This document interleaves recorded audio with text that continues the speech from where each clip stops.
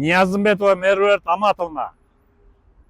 Sen Мавлюданын 200 000 сомун алып качып жүргөнүңө быйыл уже 6 жыл болду. Уят барбы я сенде?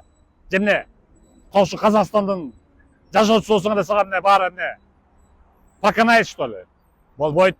Жемне видеолорумду ошо Казакстандан көрбөйт деп атасыңбы? Сонун көрөт. Шерменде болуп каласың. Мына көрүп койгула фотографиясын.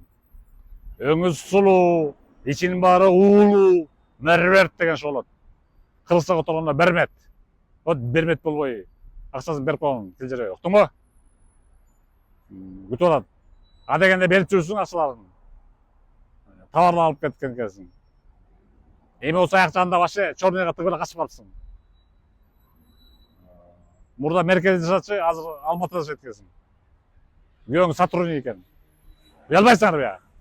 Мына көрүп койгула.